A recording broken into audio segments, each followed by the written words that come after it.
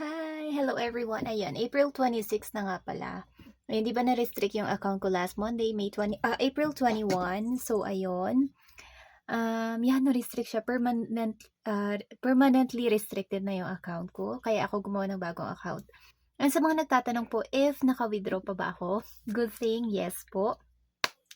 Yung na-restrict ako noon, hindi ko pa siya dapat i-withdraw, pero si ate, yung ano ko, parang mas ano sa akin, sinabi niya ko i-withdraw ko na daw para sure. Ayun, withdraw ko siya yung time na yon. Ayun, na-withdraw ko naman siya. Tapos now, yung natitira pa, withdraw ko na ulit. Pero meron pa ulit paparating. Konti na lang naman kasi nga wala na akong kinita, 'di ba? Kasi nga na ano na yung lahat ng showcase ko.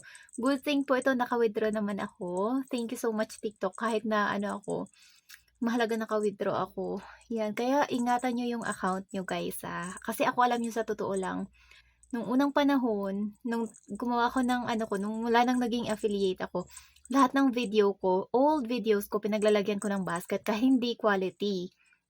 Lahat, iba yung pwede ka na maglagay ng link mo. Pwede mo na siyang lagyan ng basket, yung old videos mo, pinaglalagyan ko lahat. Talagang ano ako. Noon pa yun noon ko pa ginagawa.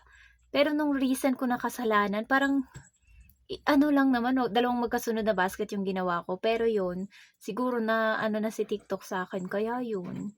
Kaya kahit nagbagong buhay ka na, hindi ka pa rin niya pagbibigyan. Dapat, nung una pa lang, goods ka na, ganun.